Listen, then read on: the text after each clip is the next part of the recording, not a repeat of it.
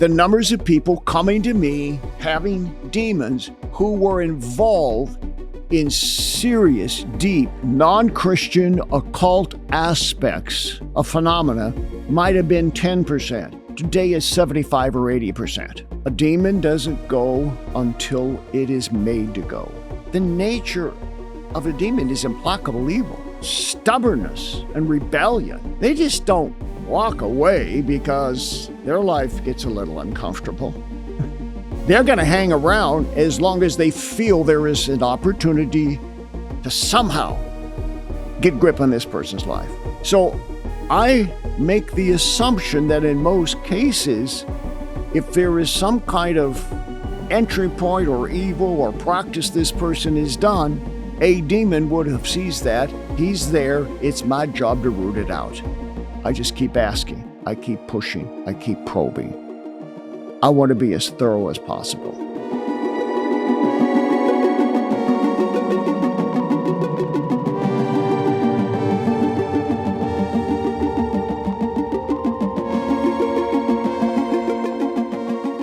The history of our Earth is so different from what we can imagine. The Smithsonian, that if they found out about a large skeleton somewhere, was to go get it. I'm going to assume at least one person is right, because if one person's right, it busts the paradigm. It all goes back to the fallen cherub. And the problem with the modern day church, they have a very truncated view of the supernatural. This backdrop that's just pregnant with all kinds of meaning associated with this Mount Hermon event. Welcome to Blurry Creatures. And this guy defects from the kingdom. That's a big deal.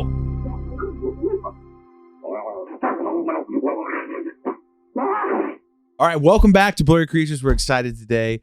We have an in-house guest here. We're here with Bob Larson. Thank you so much for coming into our basement, 80s basement. I don't know if you have.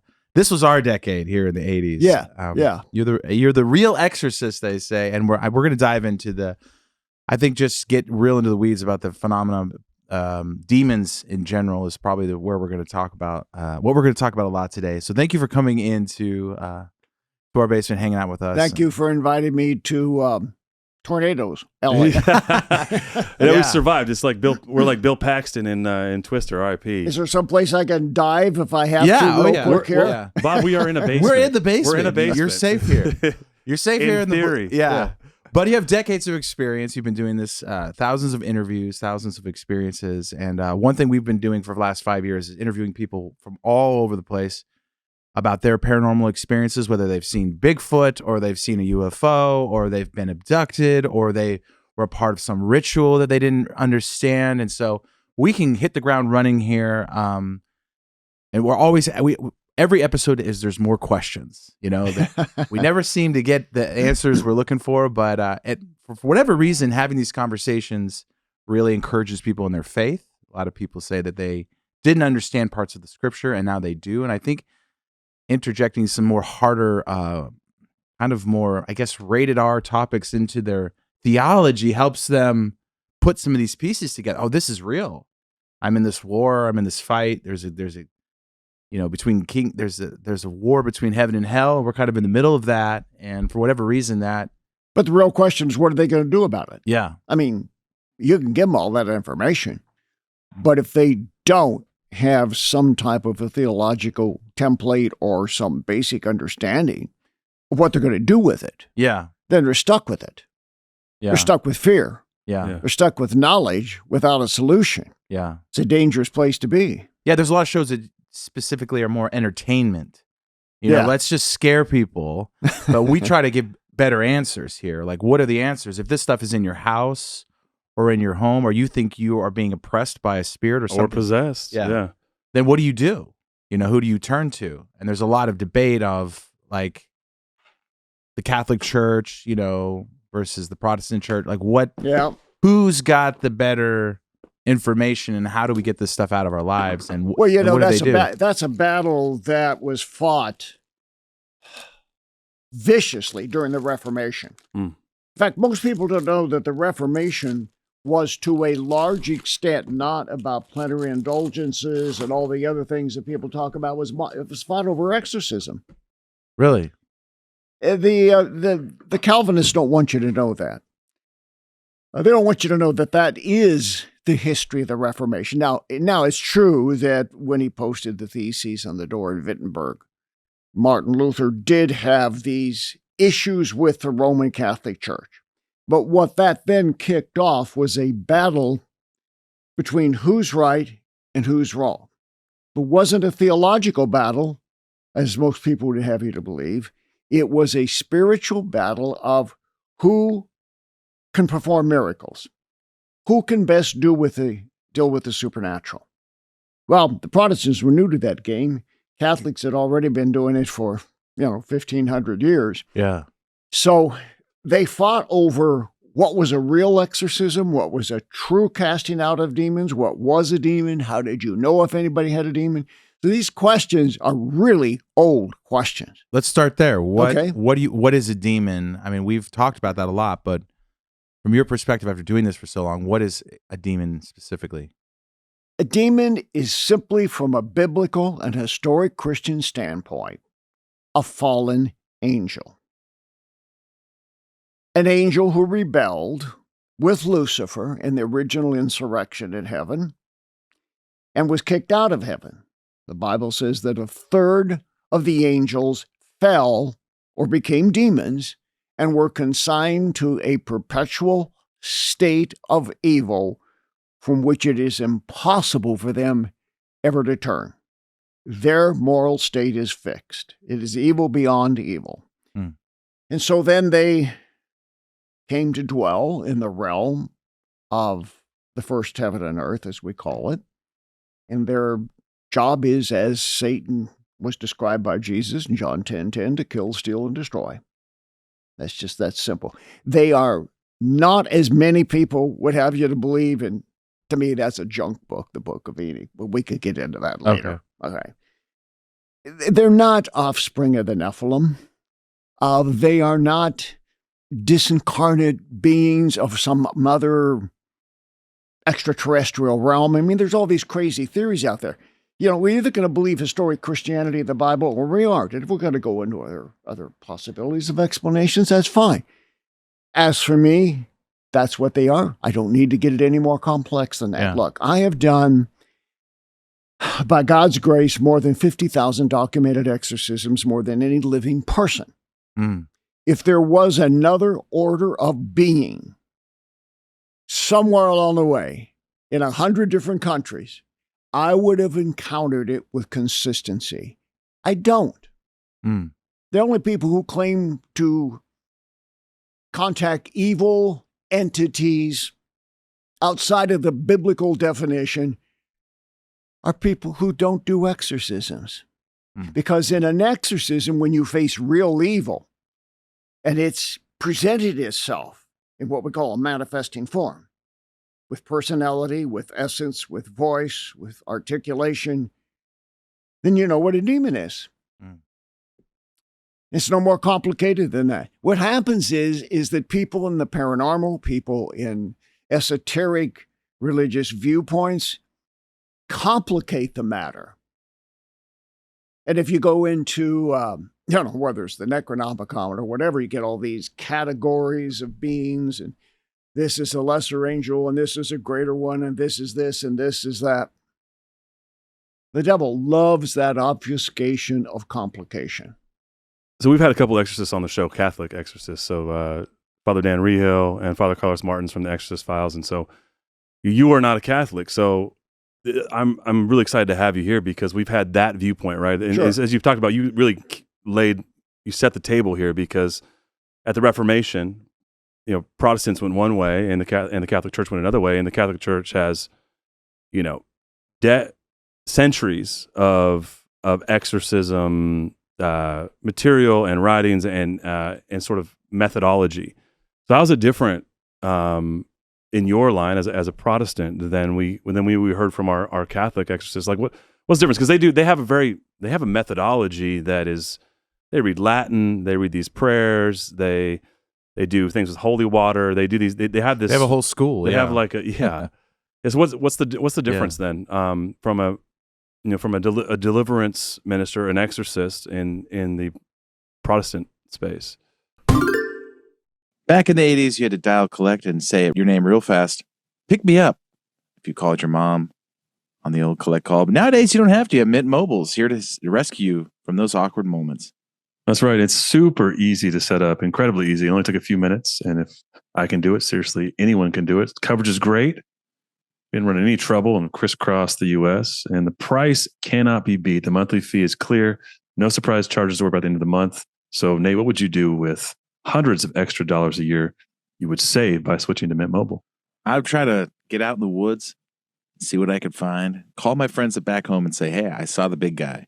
And all the plans come with high-speed data and unlimited talk, text, so you can call them and tell them all the weird, blurry stories you want. Delivered on the nation's largest 5G network. Use your phone with any Mint Mobile plan, along with your number and your existing contacts. Dish that overpriced wireless. Get 3 months premium wireless service from Mint Mobile for only $15 a month. No matter how you say data or data, don't overpay for it. Shop data plans at mintmobile.com/blurry. That's mintmobile.com/blurry. Upfront payment of $45 for a 3-month 5 gigabyte plan required, equivalent to $15 a month. New customer offer for first 3 months only, then full price plan options available, taxes and fees extra. See Mint Mobile for details. A lot of difference. So first of all, going back to our history lesson, they fought this battle. And finally, the Calvinists basically said, out of whom most Western traditions came, we're not going to fight this anymore. We're going to go another direction. And so they went in the direction of a predetermined election idea that souls were chosen by God, some to be saved and some not to be saved. So that put them in a position of saying, well, if you are the elect and the saved, and it was predetermined by God, God would not predetermine that anybody would have a demon. Therefore, demons are off limits to Christians. And they went down that road. The Catholics stayed right where they were. But the essential difference is that they have a more structured, methodical way of approaching it. And much of it I agree with. The Ritual Romanum, I have a copy of it. In fact, I wish I would have brought it with me. I have a 17th century edition of hand calligraphied Ritual Romanum. I've been to the Vatican. I've met with the man who was known as the Pope's exorcist, Father Gabriel Amorth, who was at that time the foremost exorcist in the world. And we spent a lot of time, many hours, talking about how I do what I do and how he does what he does. Essentially, it comes down to whether or not you're going to approach it from a more technical, methodical, ritualistic standpoint, or kind of a feel-good-as-you-go standpoint. And that particular school of thought, I'm really not part of it in Protestantism. I take a more Catholic approach, with the exception, I'm not reading from a book with a prescribed formula. Okay. And I'm not categorizing exorcisms into major or minor exorcisms. As a Protestant, I don't have to have a bishop's approval. I have God's approval. So I'm not part of the ecclesiastical structure. But when it comes down to the essence of what a demon is and how you expel it, that's where we converge. All right? Yeah. And the convergence is not just whether we're reading in Latin or speaking a prescribed formula. It's, this is a person, there's the demon, it's speaking, tells me who it is, how it got there. I tell it through Christ to leave. And the only difference is a slight theological twist to it. The Catholic believes that authority comes from Christ through the church. I believe it comes directly from Christ. Yeah. Now, I can get a lot more complicated, right? But that's the essence of it. Let me ask one thing about that too, because one of the things that was interesting about talking to these exorcists and the Catholic Church is that sometimes they would talk about exorcisms taking weeks and months. Is that something that you've experienced, or do you think that's not? Of course. Okay. However, those are rare exceptions in my arena of exorcism. I believe that sometimes it takes longer in the Catholic tradition because of the formalistic way that they approach it. They don't get on with the job as quickly as I do, so to speak.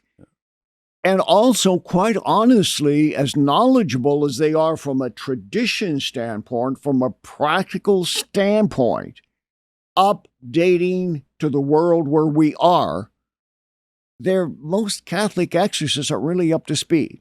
Notwithstanding, some are. Right. But the evil that we face today, the way in which it presents itself, is far different from 400 or 500 years ago when the Catholics were codifying their form of exorcism. In other words, for example, even I, 40 years ago, really even 30 years ago, the average person who would come to me with a demon is somebody who played with a Ouija board or somebody who was, reading the Satanic Bible or whatever. It's highly sophisticated today. And most Catholics, and certainly most Protestants, are just not prepared to deal with that. So the average person who comes to me, whether virtually, all day long, every day, 6-7 days a week, I'm talking to, 5+ people every single day, or meeting with them in person. So it's a huge volume of people from which I draw this evidentiary basis of conclusion. That is that if you roll the clock back to the 80s, the numbers of people coming to me having demons who were involved in serious, deep, non-Christian occult aspects of phenomena might have been 10%. Today is 75 or 80%. Wow. So the experimentation with demonic practices is proliferating both in quantities of available evil as well as the depth of immersion by which people get involved. Well, and you're in spirit. You're doing this every day, right? Like you said, 5 a day. Is it the internet? Is it availability or Yes. access? That's what we're seeing as opposed It's to the internet and social media.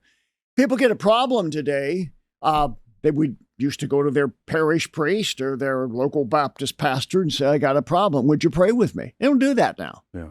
They get online. And this stuff is, as with many products which are being marketed, Yeah. you give somebody a microphone and a ring light and they're an expert. That's right. And so they're telling people all this crazy stuff about what will solve their problem.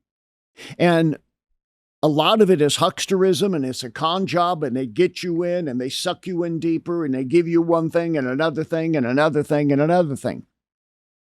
The average Christian, the average church-going Christian doesn't know what they're getting into because these people are very clever. They've changed their terminology from standard esotericism into things which are easily relatable. They talk about deliverance, casting out demons, being free from evil spirit.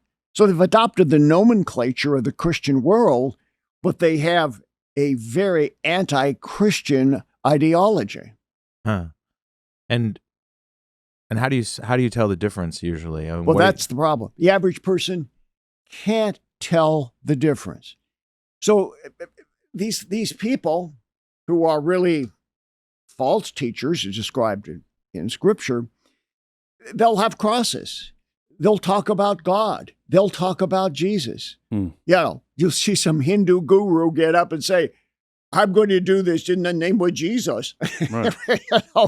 He doesn't know what he's talking about, but he knows that's the way he connects with people. Yeah. So how do they know?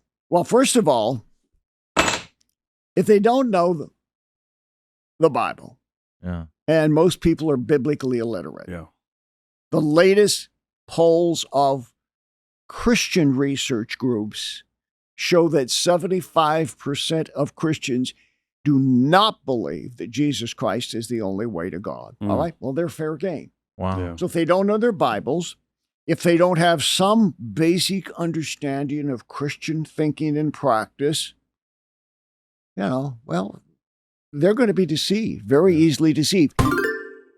Calling all blurry dads out there. We know you're holding it down, teaching your kids all the weird stuff, but you got to put the good stuff in their body, right? Yeah, that's right. Like sometimes getting your kids to eat healthy is a struggle. They don't want to eat vegetables. They don't want to eat anything healthy. They want to eat the bad stuff. And what we found is Beam Kids All-in-One Super Powder. And I love this. This is like, frankly, this is an amazing product. My son Jack is obsessed. We have a hard time with him eating vegetables and anything really, really healthy, like most kids. But he's obsessed with Beam Kids All-in-One Super Powder. And it just launched. You need to get your hands on this today. It has more than 40 essential ingredients to fuel healthy growth, including greens, pre and probiotic, fruits and vitamins. And what's even better, it comes in the chocolate milk flavor that my son happens to love. Oh, yeah. And my kids are a little bit older. For those who parents have like that 7 to 12-year-old range, you can make it into a shake. And I know that sometimes you have to trick those older kids. They're smart. They figure it out, Luke. They know what's going on. And you just take 1 scoop of Beam Kids, you put it in milk or water and mix it up, and they'll enjoy it. And they won't even realize they're having a good time. You know what else I love about this news is it's become from some friends of mine that actually made this. Olympic gold medalist and mom, Shawn Johnson East. She was putting this together because she had the same problem with her kids. And my wife and her were talking about the struggle to get kids to eat well. And they finally found this formula and this taste that all of her kids would eat and drink in this Beam Kids All-in-One Super Powder. And my son Jack is the same way.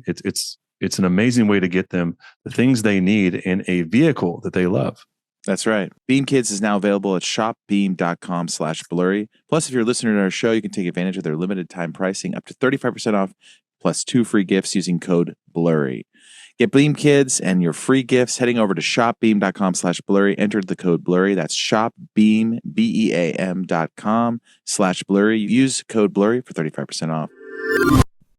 Here's the hook. The stuff that these people offer works. Yeah.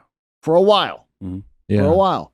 And it's the same story. I've heard it thousands of times. Okay. Got into Reiki. Man, I felt good.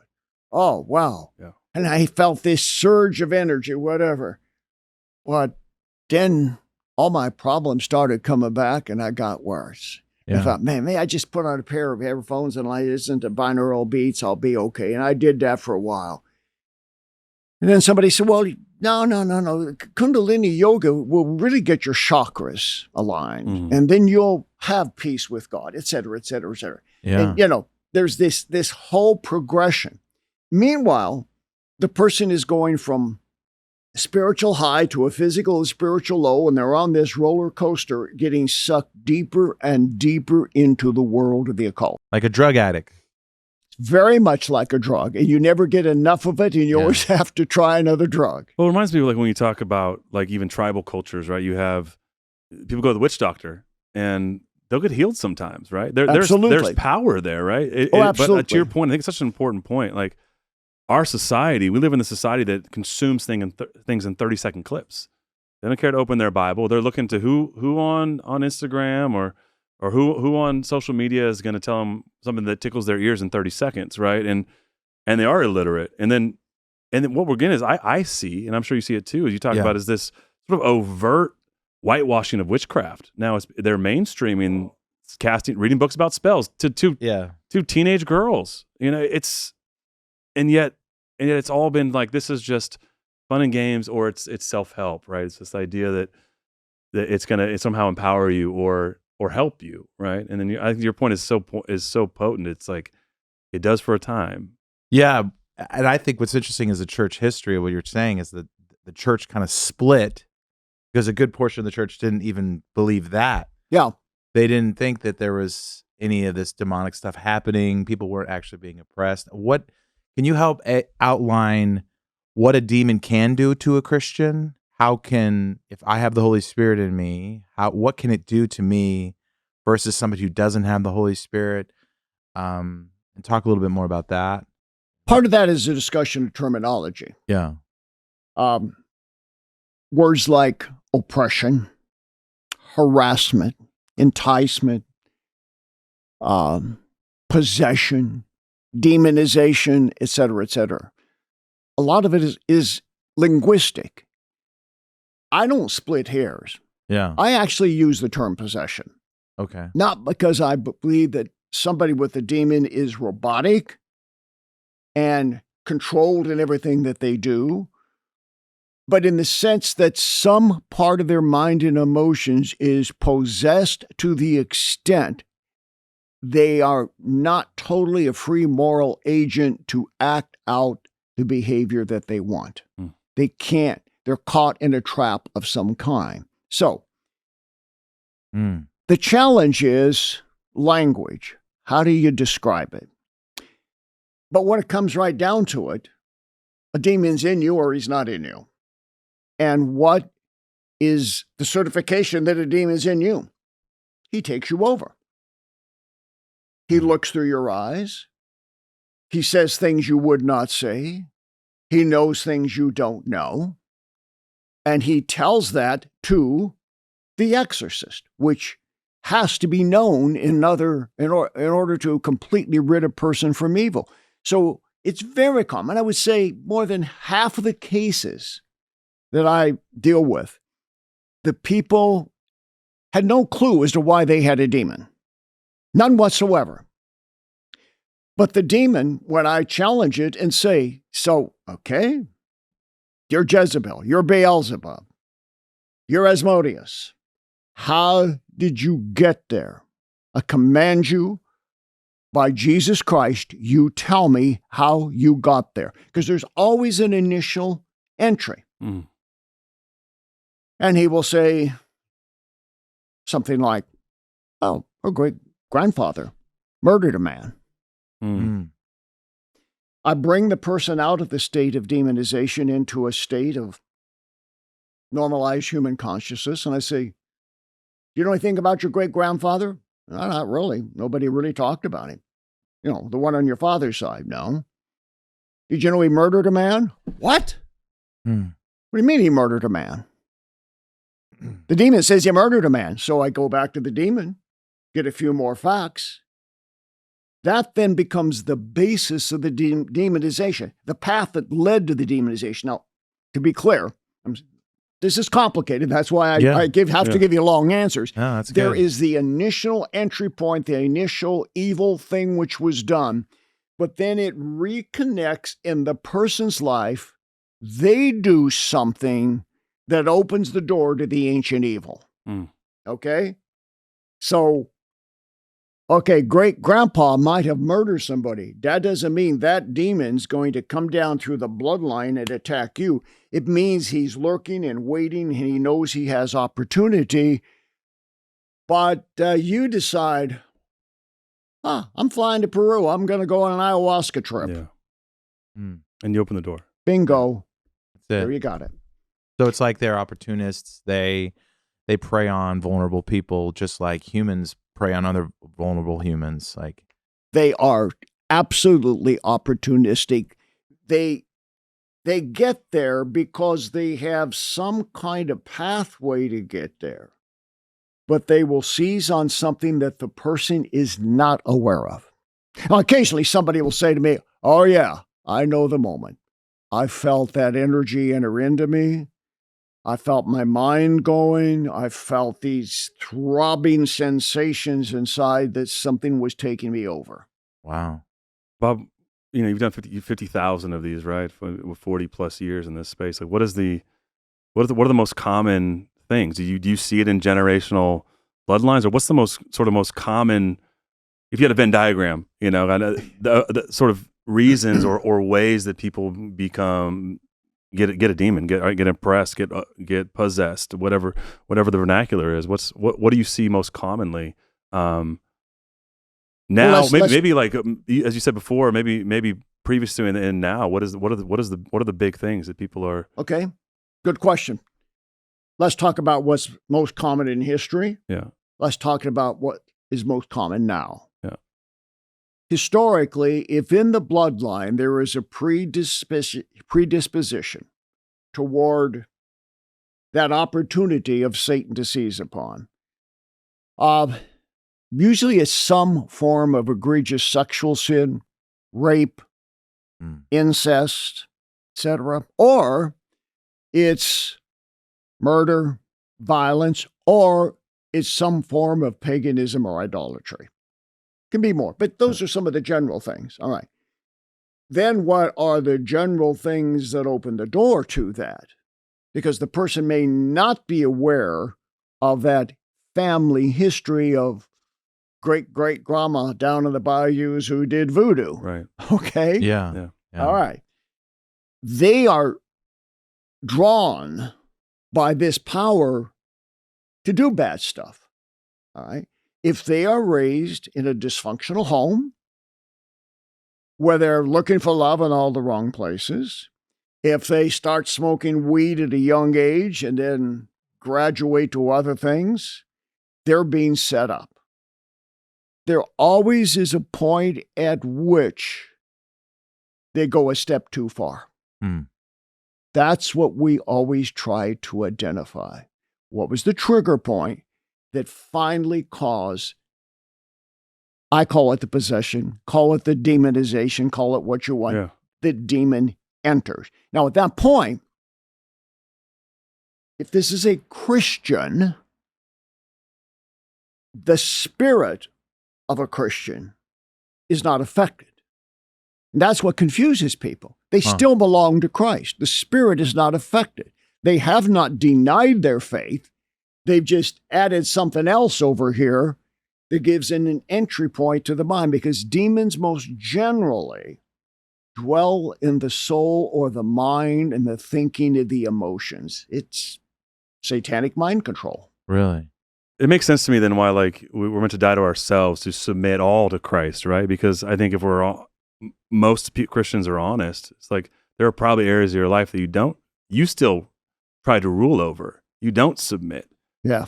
Question, so why is the entry point a big part of this? Why identifying when it happened? Very good. To get it out? Why do we have to know how it got there? Because it all boils down to legalities. Is there permission? Does the devil have that person's permission, possibly linked to past evil? But that person has to get permission in some kind of way. It could be one of these devilish deeds we've described. It could be giving in to hatred of somebody has wronged or abused them and becoming obsessed with that hate, anger, bitterness, whatever it is, something that dwells in their soul that they don't yield to Christ. I'm convinced there are a lot of demonically invaded, let's put it that way, people in a lot of churches who have a very minor possession that doesn't significantly affect their life because they're living so godly that that bad seed can't really spring up and do what it wants. All right? They still need to get rid of it. Yeah. But it's not something they're going to recognize. But if their faith begins to weaken, they begin to compromise their values, then the devil lurks in the corner.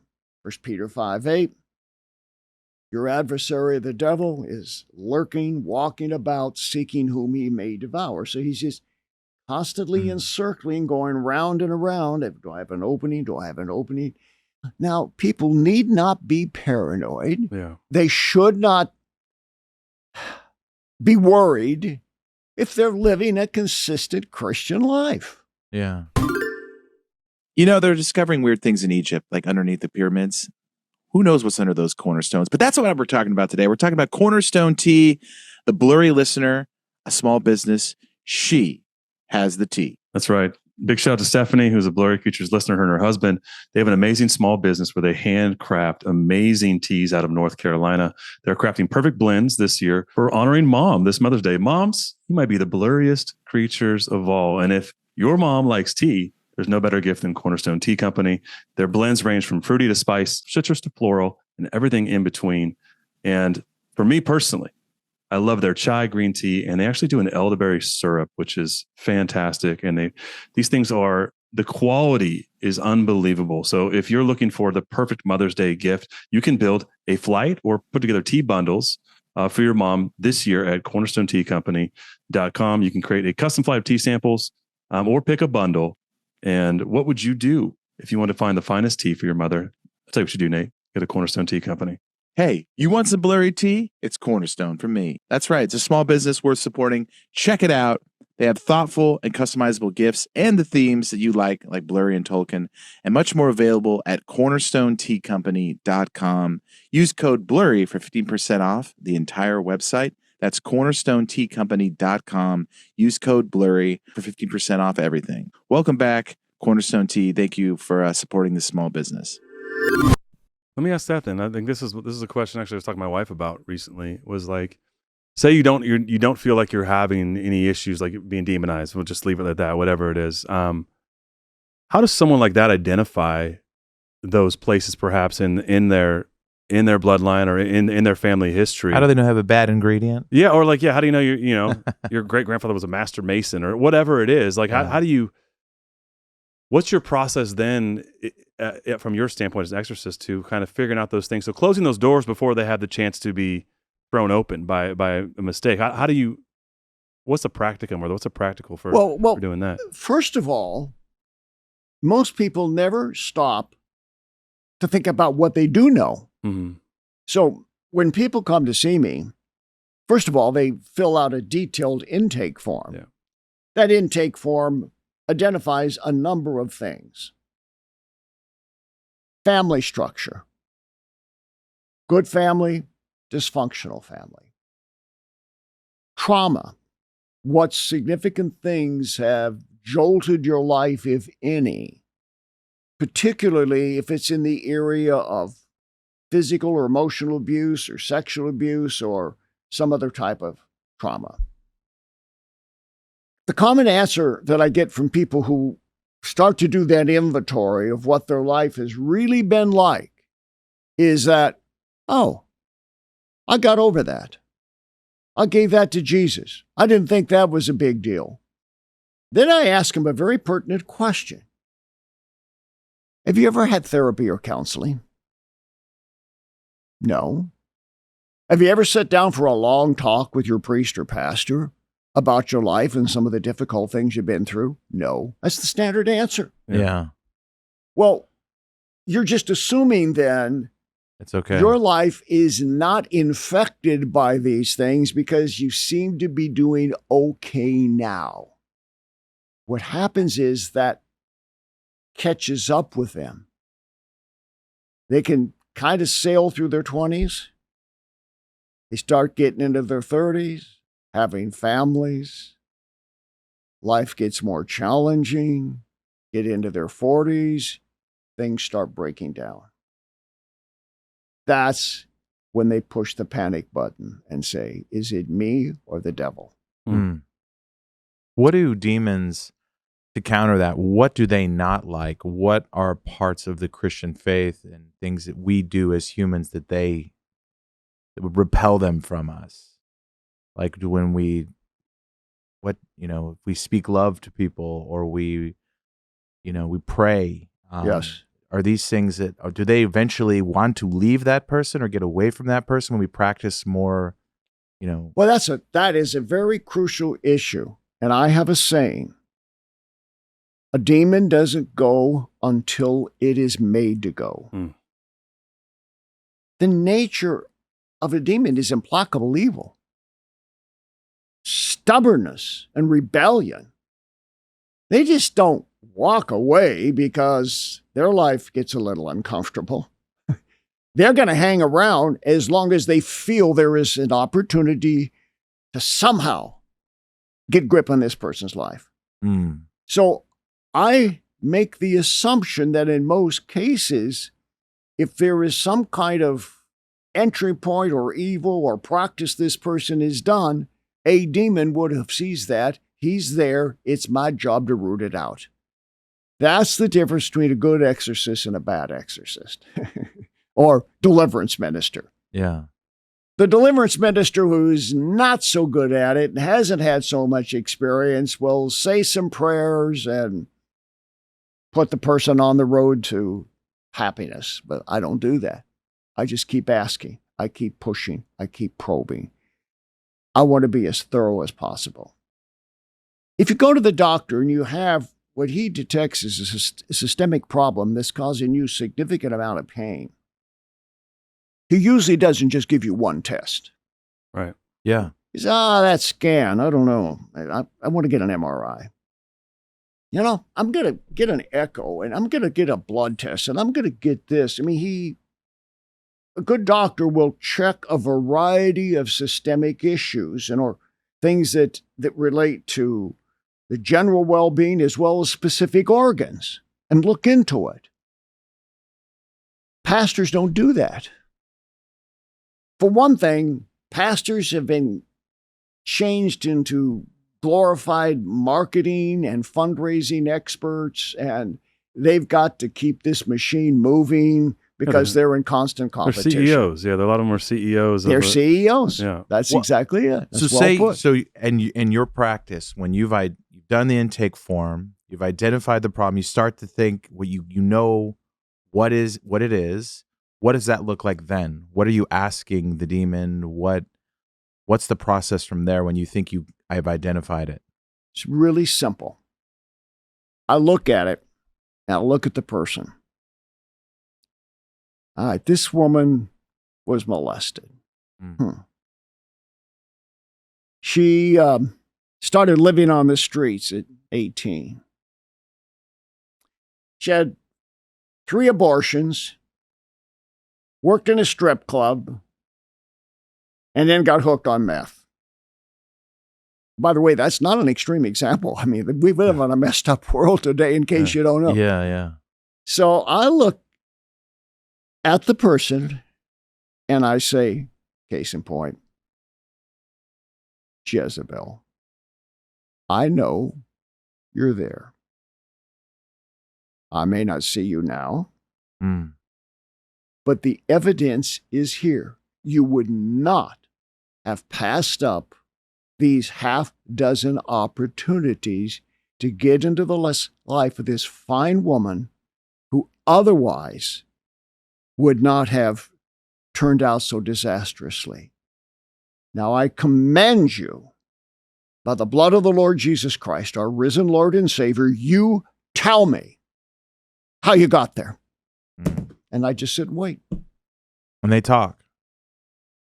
Eventually. Well, you know, they're demons. So I say that, and the person's sitting there, and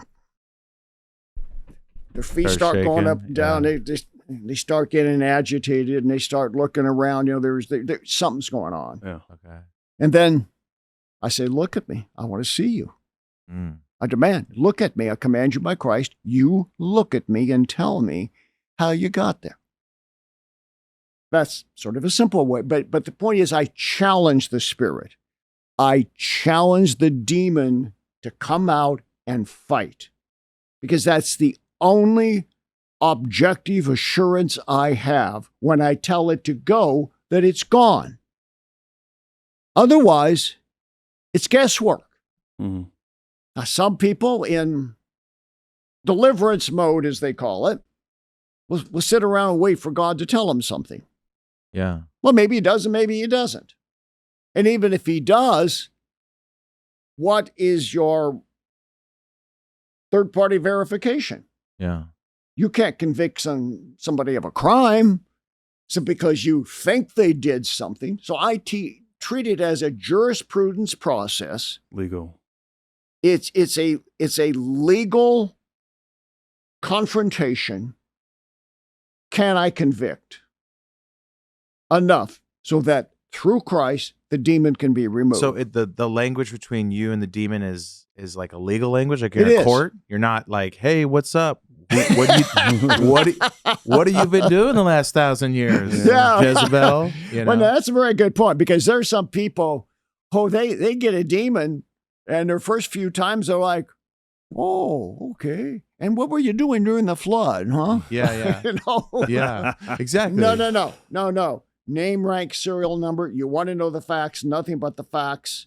Just get the facts. Now, they love to go off on tangents. Oh, come on. I've had so many Nephilim stories, you can't believe them. And I don't believe any of them. What do they say? That's another topic. Okay. But I'll be happy to get into. But the point is, so they'll try to take you down some trail. I got there through her Aunt Rosie. Really? And what did Aunt Rosie do? Oh, she practiced voodoo. I said to the person, did Aunt Rosie practice voodoo? Not that I know. When, where, time, place, how did she do it? Again. You're trying to trap them. Trap them. You're like arguing a case before the ultimate judge. Now, that makes it sound difficult. So, we have something we call Bob Larson University, which is a 60 course, 50 hours of video instruction on the entire range of theology related to this. It's the most complete online instructional format, giving you eschatology, ontology, epistemology, eschatology, demonology, archaeology. How do you bring that all together? So here's a key, and it's really simple. Get your DNA tested. Tells you a lot. What's your DNA? So what I've done in one of the departments of the university we have is to divide the world into 17 ethnocentric geographical locations, and what are the forms of witchcraft and occultism, etc., practiced in that particular group. So do the Irish have a lot of problems? Is that what you're saying? Oh, boy. The Irish... I hope you're not Irish. Well, I don't know. I think I'm Scottish, German, a little bit of Irish. I'm a lot Irish. You got a lot of problems. Oh, well, my wife could tell you the same thing. What did you do? Now, let me tell you. Okay? Interesting. How many people are in Ireland? A couple of million. Yeah. How many Irish descendants are in America? 11% of the population. Yeah. And that's just America. They dispersed all over the world. All right. So what is to be Irish? It's not to be lucky. It's not to like alcohol. It's to believe in witchcraft. The most virulent, serious form of witchcraft of the Western Hemisphere was practiced by the Druids who came over from Gaul. The Catholic Church, I've been to Ireland, I've been to Scotland, they're kind of the same. Came in and tried to... They'll hate you for that. They tried... They don't claim each other at all. They tried to stamp it out. And they did a pretty good job. But today, the dominant religion in Ireland is occultism. Yeah. St. Patrick. We just celebrated St. Patrick's Day last month. And he did a great job, and there were some other wonderful priests who But they're all going back, right? Because that's interesting you say that, because there's a huge push in Ireland. I have Irish friends to reinstate Gaelic as the language. So there's a lot of Irish people that won't speak English. But that has to do with, of course, the occupation of the English. But it's also a returning to the Irish roots. So you have, as you said, you have this return to pagan Ireland, and the Druids were the high priest of the pagans. Irish people are great people. I don't mean to denigrate the Irish people. Let's just pick on the Germans, because I'm half German. You too. Yeah. Well, okay. What are the Germans noted for? They don't make love, they make war. Mm-hmm. Yeah. And that all goes back to the Nordic tribes. It goes back to Thor's hammer.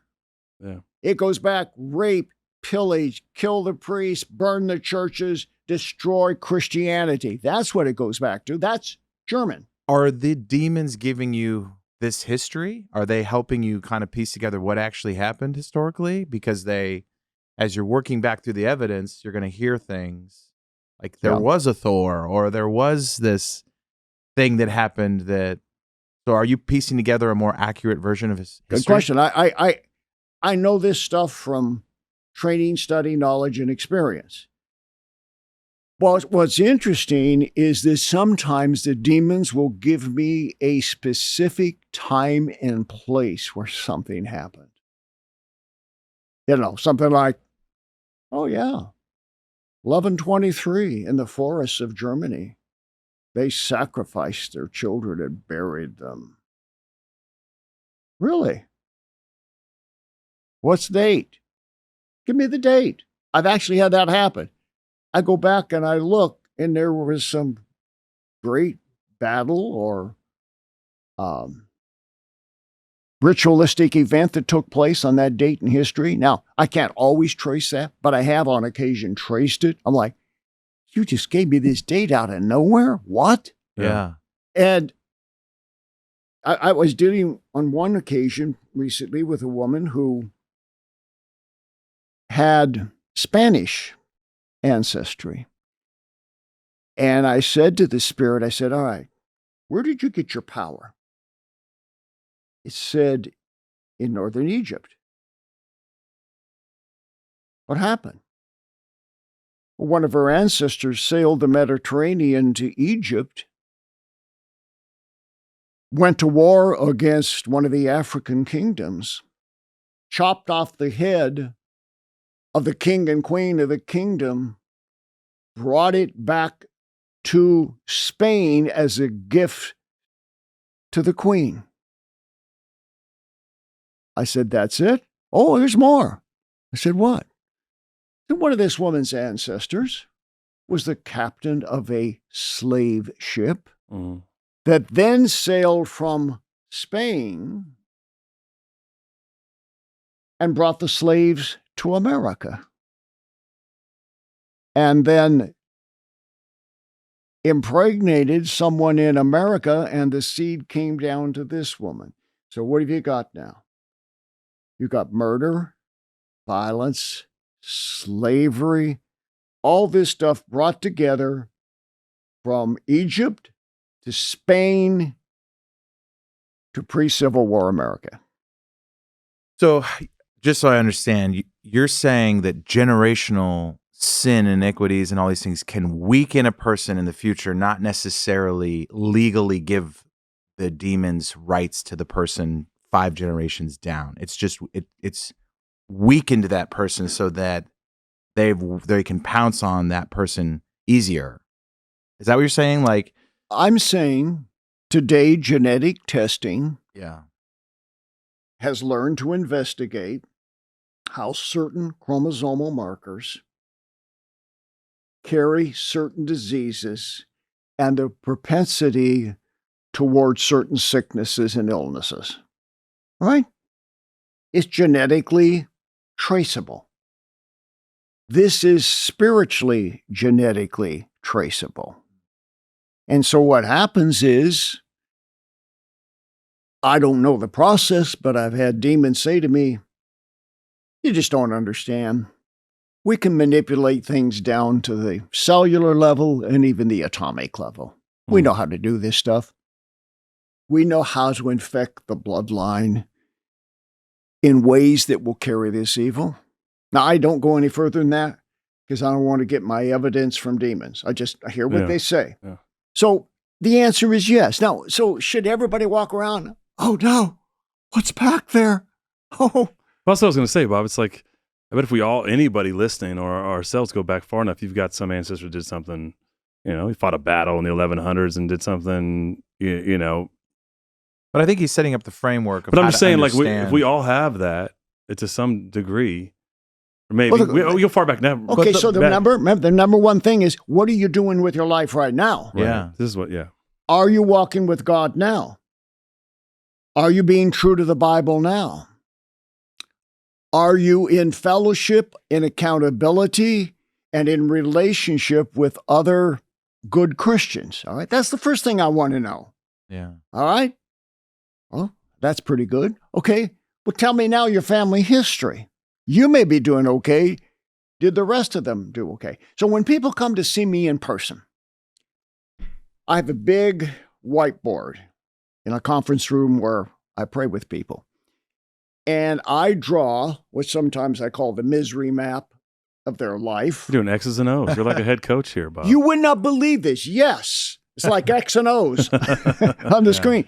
And so I connect to this.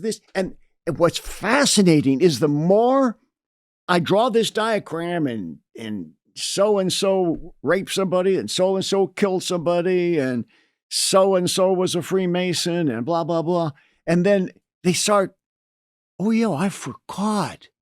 Yeah, I had an uncle who was a pedophile. Oh, yeah, let's put him up there too. You know, it just goes on and on and on. And the next thing you know, the whole board is full of at least 3 or 4 knowable generations of evil. And I say to them, we're going to systematically go through that. The sin is forgiven as far as you are concerned. But the infection of evil needs to be eradicated. So we're going to go through and you're going to renounce every single one of those evil deeds of the ones that you do know. Yeah. Here's what happens. Sometimes they sail right through it. And I say, great. But as they start to go through it, they get agitated. They get nervous. And sometimes a voice will speak out of the body and say, I'm not letting them renounce that. Really? So I don't want this to sound complicated.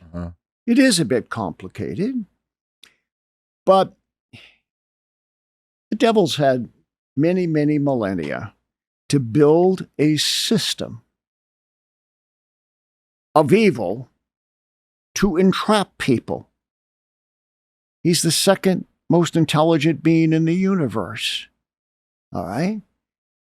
And we know that in an instant, Christ can smash that, can destroy it, and release that person. And that's what frustrates them. But you have to get them to that point where they put their trust in Christ to the extent that they're willing to let go of everything in their life that could be a connection to that evil. So do the demons legally have to tell you the truth, or do they lie as well? They love going down rabbit trails, as so they call distract. them. Oh, yeah. But can they lie specifically? Yes. I had one a couple of days ago, took me on a 30-minute rabbit trail. Down here, down there, here, there, everywhere. And finally I said, this is a bunch of lies, isn't it? The last half hour has been absolutely wasted. He said, yeah. Wow. I just thought I'd see if you'd believe it. Well, I didn't believe it. Yeah. I just followed it. But there's a point at which it doesn't make sense. Yeah. Okay.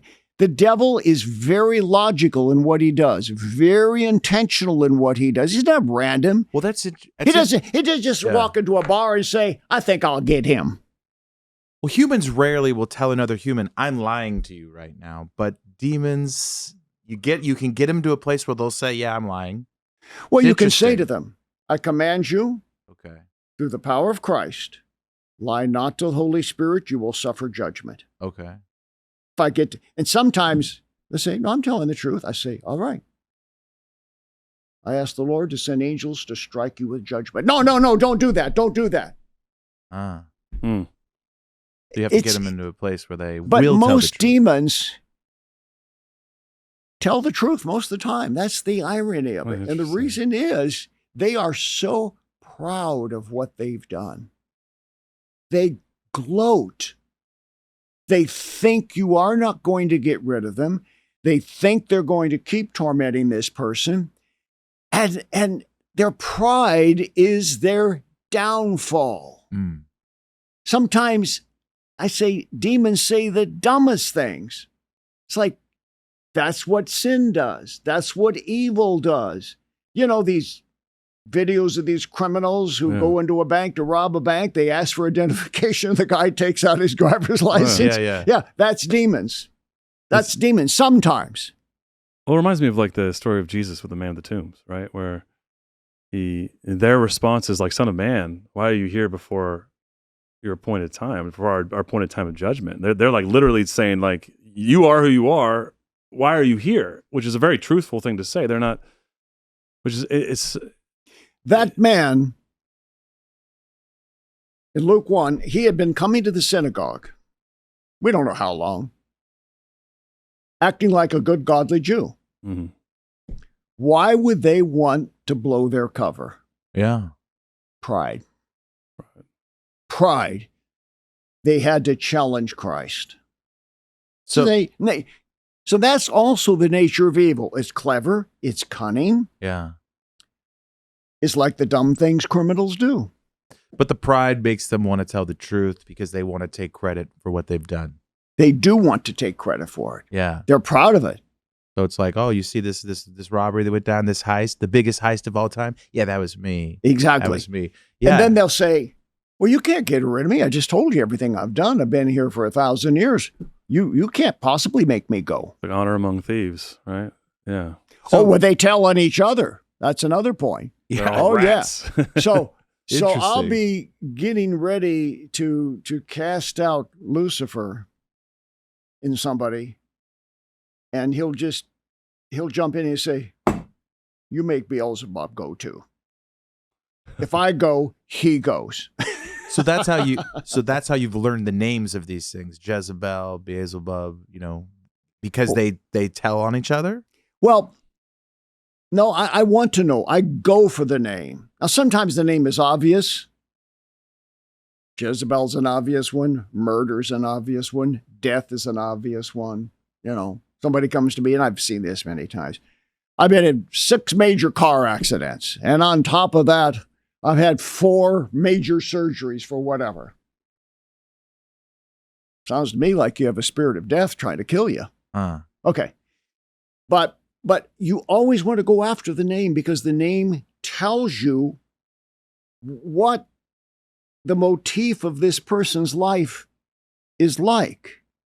What's the real problem Satan is exploiting? The name tells you that. If he says spirit of murder and this person hasn't murdered somebody, then you know somebody's murdered somebody. Okay. If he says, I'm Antichrist, I say, well, this person has faith in God. Who in their family didn't? Oh, she had an uncle who was an atheist, okay? The name is crucial because the name tells you what it does and who it is. Does the spirit of Jezebel go all the way back to the actual Jezebel, or is it just the character trait of Jezebel? Both and beyond. Okay. Because before there was Jezebel, there were other prototypes of that kind of lust, licentiousness, power, control. And so now let's go back to Isis. Let's go back to Aphrodite. Mm-hmm. Let's go back to all these ancient goddesses, Artemis and so on. Well, they are like pre-Jezebel prototypes leading to Lilith, who was the first Jezebel, so to speak. Wow. Lilith is the spirit coming from Jewish occult mysticism who believed that she was the rightful heir and should bear the human race. So she was an heir to the promise that they would conceive, etc., and so on. And so she believes and teach that the spirit of Lilith, and Satanism, they use that spirit, that Eve sexually seduced Adam, that Lilith was the true wife, and the Bible has it backwards. So the usurper is Eve, the true mother of humanity was Lilith. So it's this spirit of rebellion against the will and purpose of God from the Garden of Eden onward. So Lilith comes down, manifests what we call the Jezebel spirit in these various prototypes of goddess worship, Medusa, Medea, whoever throughout history. culminating in the ultimate example of that. Jezebel and her daughter Athaliah. So then now forward, the spirits generally claim their heritage is Jezebel. I was going to ask that. I was going to ask, like, you know, these spirits take on names they think have power, and that's their characteristic. Because there's like not, you know, are there many Lucifers? Are there many Jezebels? There's not singular, right? Billions. Right. That's what I was going to ask. The second thing I was going to say is like just that narrative of Lilith is one that you hear more and more now about, which is this sort of esoteric, you know, it's Kabbalah, it's all this fabrication, this blasphemy to sort of say the Bible's wrong, right? But this spirit though existed at the time. You remember, you know where this started in pop culture? Back in the 80s, Lilith Fest. You guys may be too young to remember that. We're in the basement, Bob. This we like the 80s though. Female empowerment. All these rock and folk artists all got together and were holding Lilith Fest. Jeez. Until then, most people had never, ever heard that name. And in fact, when I first started, maybe 40 years ago, casting out the Lilith spirit, I never heard anybody in deliverance ever speak of it. Now they all talk about it. Well, that's good. They just finally figured out something that's always been there. So, for like practical terms, there's a UFC fight. You got Lilith on one side and Jezebel on the other. Who wins? And does it work like that? They hate each other. Hate each other. But Lilith can beat Jezebel. Lucifer hates Lilith. He hates Jezebel even more. Wow. It's a pride issue. Yeah, they want to be the top dog, right? Everybody. Yeah. I want to ask a macro question, That's Bob. wild. In your mind, why is deliverance, the idea of deliverance and exorcism, a fringe topic now? When early in the church, and even at the time of Jesus, this was a core principle of this is what Christ did. He was an exorcist, right? He went and exorcised demons. The early church did a ton of this. Like, why do you think at this point in time it feels like it's pushed to the fringe? It's sort of like an outlier when it comes like to a materialist worldview, to the church. It's not a practice that most pastors aren't. Not that this is a broad brush, because I know a lot of pastors that do this, but most pastors are not casting out demons. I'll give you a couple of reasons. For one reason, it's tough work and it's time intensive, and the average pastor simply sees it as a problem he doesn't want to have to deal with because it'll suck up a lot of his time. Yeah, you're like a lawyer in a lot of ways. Yeah. And I understand that. It's a hard job. I understand he's got, as we said, we've turned pastors into glorified CEOs. They've got all these responsibilities and so on. And now you want me to do this too? No, thanks. Okay. But why don't you form teams of people in your church who will be dedicated to this mission and pray for these kinds of people and at least have an outlet? And then they're worried about the second problem. They'll say it always gets weird, and they're absolutely right. Yeah. Weird people get attracted to this kind of ministry. Yeah. Why? Like weird talk show host. Hey. Yeah. You guys, well, okay. No, I would say this too. You're not weird because you deal with weird stuff. But Bob, I would say this too, that like I think that there's a portion of the Christian church too that doesn't believe that Christians can have a demon or even be influenced by a demon. Yes. A demon can do nothing to you. Right. Yeah, I want to ask some questions about that. Yeah, they think it diminishes the power of the cross and Christ. Yep, I've heard that. So their solution is pray more, give more, believe more. Okay? And people come to me and say, I've done all that. I remember one lady, she said, I go to church 6 times a week. Yeah. Yeah. The door's open, I'm there. Well, why is my problem not fixed? Okay. Well, that's performance Christianity. Not that she was totally insincere, but she was doing that she might be. Well, when you ask her that question, have you gone to counseling? Have you actually done a second level of work on this? No, I can't do that. She hasn't.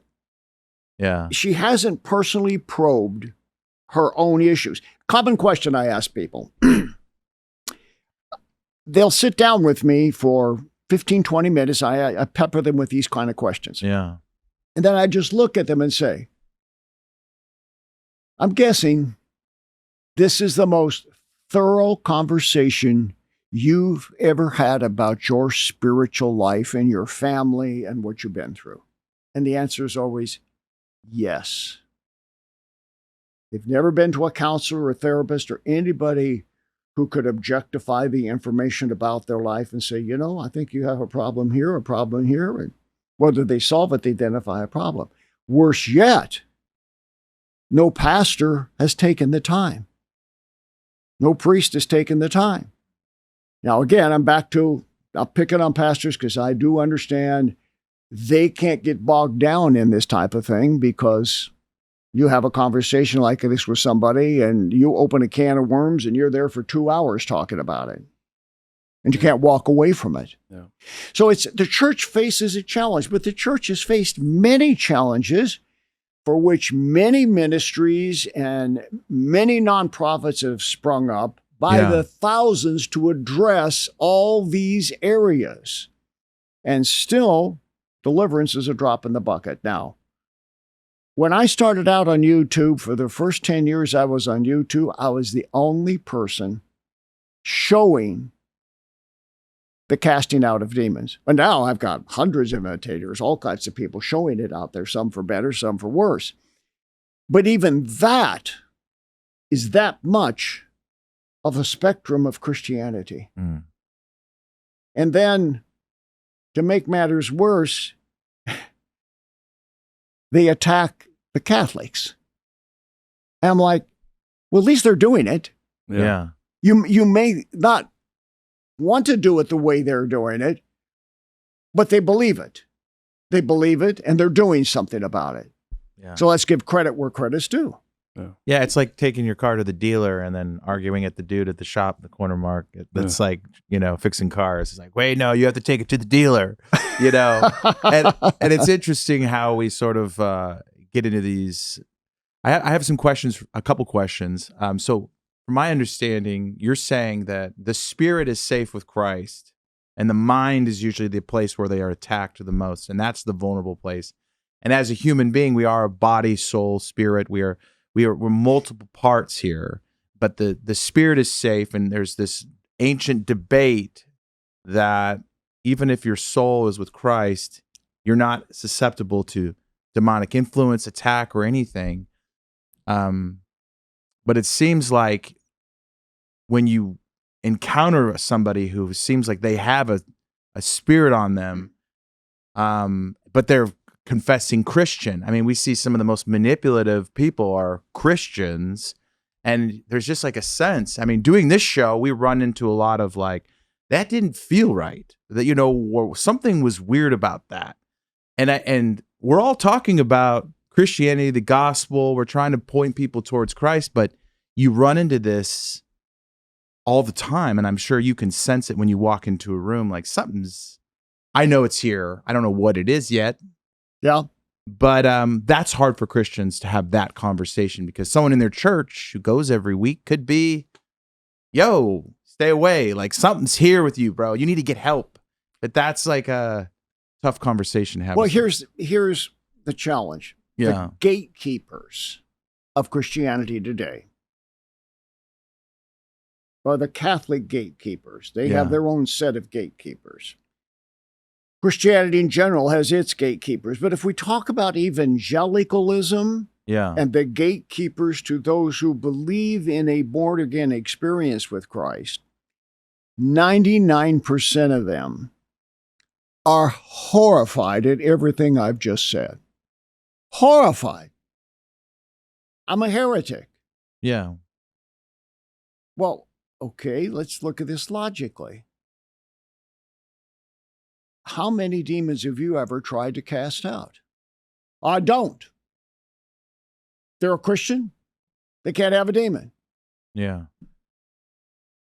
But I have those same Christians come to me and they say things like, well, I've cast demons out of priests, pastors, some of the major evangelical leaders in America whose names I could name, but I won't. Well. Some of the most famous preachers in America, in the world, on the planet, have come to me privately. And I've said to my wife, I will go to my grave knowing the names of people I took through an exorcism, and the world will never know that they had demons. Is that a humility thing? Like, if you encourage Christians, like right now, like if you have a chiropractor, you need to go to a chiropractor to get a back adjustment. It's not a sense of it's not that you don't have Christ. It's not because your back is messed up, but if there's a demon attacking you, you can have the humility to go ask for help. And these Christians don't want to ask for help, and that's part of the narrative. Those who have come to me from the ecclesiastical realm have either come out of absolute necessity, or curiosity. One of them said to me, I used to watch you on YouTube just to make fun of you. And one night I found myself sitting alone with the cold barrel of a gun in my mouth, ready to pull the trigger. And I said, maybe this man can help me. Wow. They have to come to such a dramatic existential epiphany of terror in their minds before they will drop those walls and reach out. I don't care if the world ever knows who these people are. It doesn't matter. I've ministered to them as unto the Lord, and, God keeps track of that stuff. I don't have to. But the point is, they reach a point of extremity where the theological position that they've held, it's like, am I going to pull the trigger in this gun? Yeah. Over theology? Or am I going to try to save the ministry that I have by doing something about this? Yeah. And that's something God has to orchestrate. You can't logically convince someone that their prejudice is a lie. You can't do it. Yeah. There has to be a life experience that shifts their thinking about what it is that they have denied. And it's the same with coming to Christ. For an atheist or an unbeliever, or somebody who's been lifted up to a UFO, I get those too. Yeah. Oh, yeah. I get a lot of people who have been abducted. Yeah. We talked to him too. I took on Whitley Strieber one time on Oprah. I don't know if you know that. Wow. Does the demon want to kill the host, or like a parasite keep the host alive? The demon that he had wanted to kill him. He had an expansive, thriving ministry. Okay. And the devil knew that if this man killed himself, on one hand, it would stop that ministry. On the other hand, if he killed him, it would beg the question of why such a great man of God would do something like that. So the devil was torn. He voted in favor of, let's just get rid of this guy. And we stop all the good that he's doing. These entities can debate. Oh, yes. And exactly. then the objectives will change based on the situation. Yeah. They are the most intelligent beings in the universe. Yeah. Not omniscient, of course, but they are intelligent, and they figure these things out. There's something I call the matrix of evil. When you have a demon, you don't just have a demon. It's a matrix of evil. It's a spider's web of interconnected physical, mental, and emotional problems that come together in this one sense of a demon orchestrating it. Wow. And my last question before we go in. Your next last question. Well, because you dropped that teaser at the end with debating on Oprah. What access do people give to get abducted by UFO alien beings or whatever that is? What do they do? Why does that happen to some people? That's a very good question. And then the answer to that is easy. There's nothing wrong with speculating about what's going on with extraterrestrial phenomena. I've written a whole book about it. The problem is when these beings want to make, remember the movie Contact? Yeah. They want to make contact. And then people start having these, sometimes it starts as a dream, starts as an out-of-the-body experience, and then they meet this creature. And then the creature says, come with me. And they go with them into the craft or whatever it is they go into, and then the probes and the sexual stuff and the surgeries and all that stuff starts happening. But they give permission to the demons to materialize a physical phenomenon in themselves and in the ship and the whatever else they have to suck that person into the agreement they will now go into that other realm. Almost everybody who gets involved in having been alien abducted, if you check it out, there's a half a dozen or more other forms of the occult they're also involved in. This is just part of the template of this mystical view of reality, that what's here is not all that is, and we must go there to find it. Yeah. That's the bait. Well, there's a generational legality into a lot of those stories too. Like their mom, their dad, they all have this family history. It seems as though certain bloodlines are getting tampered with, and other people are like super skeptical of like, that doesn't happen. And so those people will privately email us and say, I'm an abductee. It happens to me. Yeah. And then other people are like, your show's crazy. Aliens don't exist, blah, blah, blah. And they hate us for that reason. And then, so we're getting thank you letters and we're getting hate mail. That's where we are. And well, it's fine. Discuss it. Yeah. Analyze it. Look at it. Let people tell their stories. Yeah.